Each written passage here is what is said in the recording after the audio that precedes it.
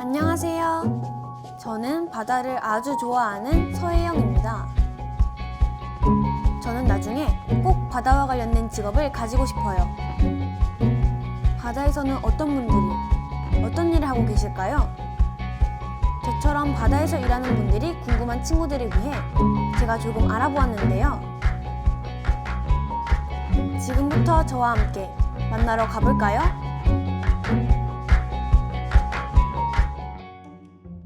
여러분, 혹시 빅데이터라고 들어보셨나요? 빅데이터란 디지털 환경에서 생성되는 데이터를 말합니다. 이 데이터는 규모가 방대하고 생성 주기가 짧으며 형태도 수치 데이터뿐만 아니라 문자와 영상 데이터를 포함하고 있는 대규모 데이터입니다. 말로만 들으니까 조금 어려운 것 같죠? 그림하고 같이 좀 더 자세히 알아볼게요.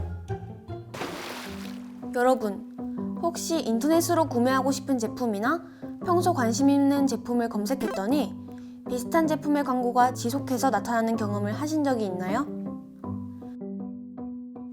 내가 접속했던 사이트나 검색 키워드 등의 데이터가 인터넷상에 축적되었기 때문이에요. 이렇게 인터넷상에 여러 사람들의 알고리즘이 구성될 수 있게 데이터가 축적되어 만들어지는 것이 바로 빅데이터랍니다. 빅데이터는 다양한 영역에서 활용이 되고 있는데요. 빅데이터는 과거 상황에 왜 그런 일이 일어났는지 이해하고 분석해서 더 나은 미래를 만들어내기 위해 꼭 필요한 정보들입니다. 정보들을 체계적으로 수집하고 관리하는 빅데이터 플랫폼을 통해 각 분야에서 필요로 하는 데이터를 분석하여 유용하게 활용할 수 있어요.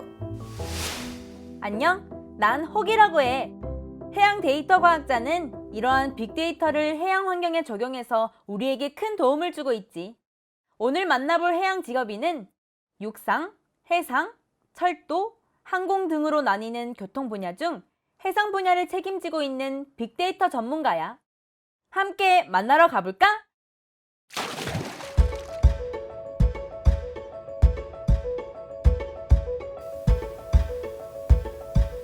이곳에서 해양 데이터 과학자들이 일하고 있다고 하는데요.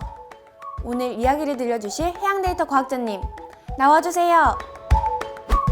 안녕하세요. 해양교통 데이터 과학자 노유나입니다.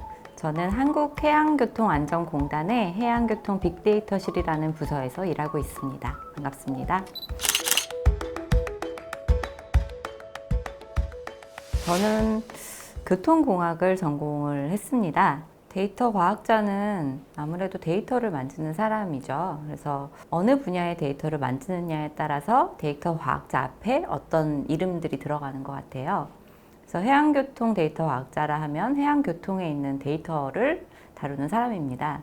그래서 제가 하는 업무는 해양교통에 있는 다양한 데이터들 굉장히 많아요. 그래서 안전 사고에 대한 데이터도 있고요. 뭐 해양 기상에 대한 데이터도 있고, 그리고 지형에 대한 데이터. 저희는 해양이니까 뭐 수심이라든지 뭐 이런 굉장히 많은 데이터가 있거든요. 그리고 그것뿐만 아니라 뭐 우리 배들이 이렇게 다니면서 위치 데이터, 그걸 항적 데이터라고 하는데요. 그런 데이터들도 있고 되게 다양한 데이터들을 분석을 하고 그 결과를 해석하고, 그리고 결과들을 사람들이 쉽게 이해할 수 있도록 시각화하고, 그래서 전달을 하는 그런 역할들을 많이 하고 있습니다. 수집한 해양 데이터를 분석하고 연구하는 것은 물론 해양 데이터를 필요로 하는 사람들에게 알아보기 쉽게 시각화하는 작업도 매우 중요해. 박사님이 지금 무슨 일을 하고 계신 걸까? 저는 지금 해양사고 발생된 부분들에 대해서 시각화를 어떻게 하면 좋을지 좀 여러 가지 시도를 해보면서 고민을 좀 하고 있고요. 중에 시각화를 잘 해서 보여드려야 많은 분들이 의사결정하는 데 도움이 될 수 있기 때문에 그 부분들을 지금 어떻게 해야 더 효과적으로 전달할 수 있을까 이런 부분들. 한번 클리닝하면 끝나는 게 아니라 계속 지금 이 시간에도 계속 쌓이고 있는 게 바로 데이터거든요. 또 들어오는 데이터들을 계속 클리닝을 하고 분석에 적합한 형태로 만들어서 분석을 하고 계속 시각화를 하고 이런 것 일련의 과정들이 계속 반복되는 과정이라고 보시면 돼요. 시시각각 변하는 복잡한 데이터를 보기 좋게 만드는 건 정말 매력적인 일인 것 같아. 또 어떤 일을 하고 계신지 다른 박사님의 이야기를 더 들어볼게. 저는 지금 그 해양 사고랑 그리고 보험금이 지급된 사고들 간에 어떠한 차이점이 있는지 이런 걸 좀 비교 분석을 하고 그래서 해양 사고를 예방하기 위해서 어떤 점들이 더 개선이 돼야 되고 필요한지 여부를 지금 확인하고 있습니다. 해양 관련된 유관기관들이랑 협의체를 구성을 해서 이러한 분석 자료들을 공유를 하고 있고 같이 해양 사고를 좀 저감하는데 노력을 하고자 현재 진행하고 있습니다.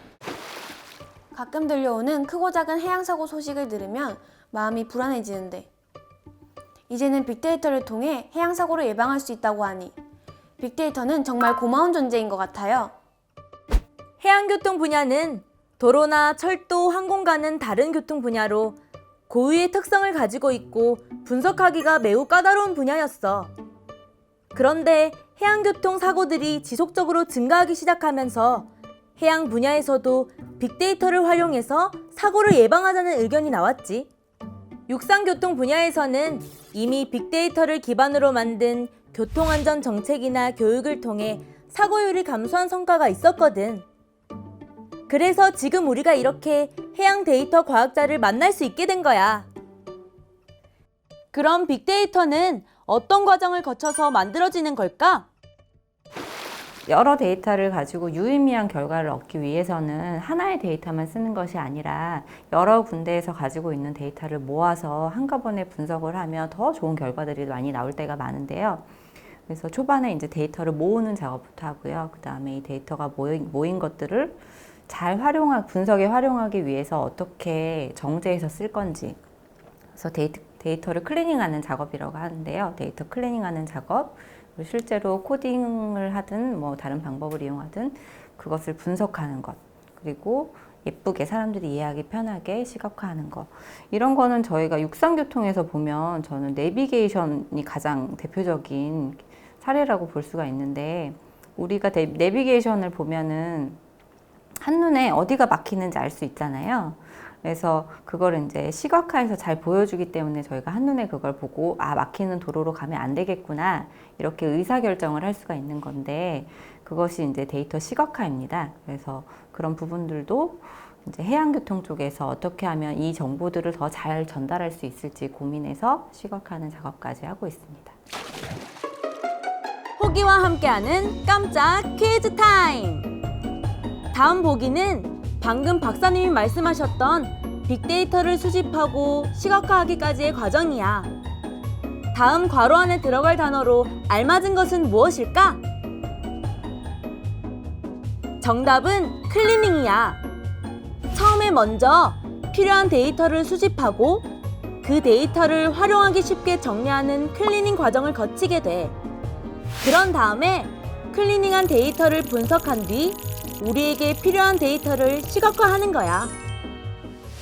빅데이터 분석 업무는 특히 저같이 사고 데이터를 다루는 사람들에게서는 1차적으로는 사고를 줄이고 해양을 이용하시는 모든 분들의 안전을 조금 더 올릴 수 있는 그런 목적을 가지고 하고 있어요.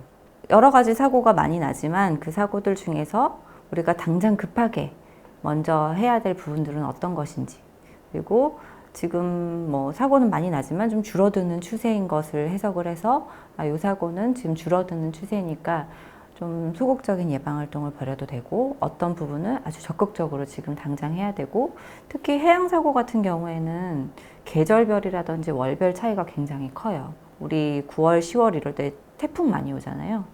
그러면 태풍에 대한 대비도 해야 될 것이고 거기에 대한 예방 활동이 집중적으로 나가야 되고요. 또 가을철에는 조업을 굉장히 많이 하세요. 그래서 조업을 많이 하는 부분들에 대해서는 어떻게 예방 활동을 해야 되는지, 어느 해역에서 어떤 사고를 조심하면 좋을지 이런 부분들을 데이터 분석을 통해서 저희가 결과를 좀 제공하는 그런 업무를 하고 있습니다. 그러면 이제 다른 여러 가지 정책 혹은 예방 활동 이렇게 뭐 평가 뭐 이런 많은 업무를 하시는 분들에게도 저희가 도움을 드릴 수가 있고 현황을 보고 싶어 하시는 분들에게도 저희가 시각화된 정보를 전달을 할 수가 있죠. 국민들이 안전하게 바다를 이용하기 위해서 해양 데이터 과학자가 꼭 필요한 거구나. 바다를 지키는 수호천사라고. 보이지 않는 곳에서 애쓰는 정말 멋있는 직업이라고 생각해. 호기와 함께하는 깜짝 퀴즈 타임. 해양 데이터 과학자가 빅데이터를 활용하지 않는 곳은? 1번 해양 사고 예방, 2번 해양 사고 원인 분석, 3번 선박의 항로 결정, 4번 도로교통 정책. 정답은 4번 도로교통 정책. 도로교통 정책에 필요한 데이터는 육상교통 빅데이터야.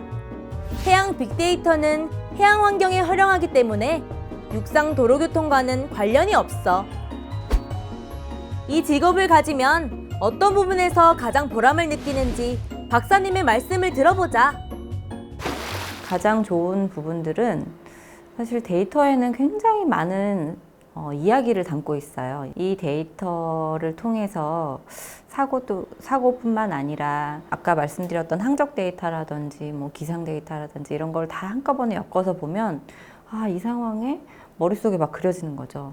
이 배가 여기를 항해하다가 이런 기상을 만나서 이렇게 됐구나 이런 것들이 막 그려지고 그래서 현장에서 직접 보지 않아도 데이터가 얘기해주는 그 이야기들을 많이 들어서 간접 체험을 굉장히 많이 할 수가 있어서 그 부분이 굉장히 재밌고 좋은 것 같아요. 미래에는 이분의 덕분에 해양 인적 사고율 0%라는 수치를 자랑할지도 모르겠네요. 지금까지 해양 데이터 과학자가 하는 일에 대해 알아보았는데요. 혹시 이 직업에 관심이 생긴 친구들이 있으신가요? 그런 친구들을 위해서 해양 데이터 과학자가 되려면 어떻게 준비해야 하는지 오늘 만나본 전문가분들이 직접 설명해 주신다고 합니다. 한번 들어볼까요? 빅데이터에 대한 분석이라는 것이 어쨌든 컴퓨터를 통해서 하는 것이기 때문에 컴퓨터랑 좀 친해질 필요는 있어요. 정말 종류가 많은 데이터들이 찾아보면 굉장히 많이 있거든요. 그래서 데이터들을 많이 찾아보고 그리고 그 데이터들을 작게라도 좀 분석을 해보고 그 결과를 내가 보고 싶은 결과를 한번 만들어 보고 그렇게 여러모로 경험을 해보는 것이 굉장히 나중에 큰 도움이 되지 않을까 생각을 합니다. 그리고 요새는 인터넷에 찾아보면 공공 데이터라든지 오픈 데이터가 굉장히 많아요. 그래서 그런 데이터들을 찾아서 실제로 한번 만져보고 가능하다면 요새는 공모전도 굉장히 많거든요. 경진대회나 공모전도 많기 때문에 여러분들이 생각하고 있는 아이디어를 가지고 한번 그런 것들을 시도해보는 것도 굉장히 좋은 기회가 될 것 같아요. 상금도 받을 수 있고요. 공부를 하다 보면 점점 분석에 대한 그런 스킬도 높아지고 더 도움이 많이 되지 않을까 생각합니다.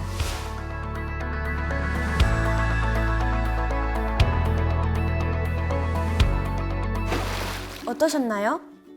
저와 함께한 시간 동안 해양 직업에 대한 관심이 더욱 깊어지셨기를 바랍니다.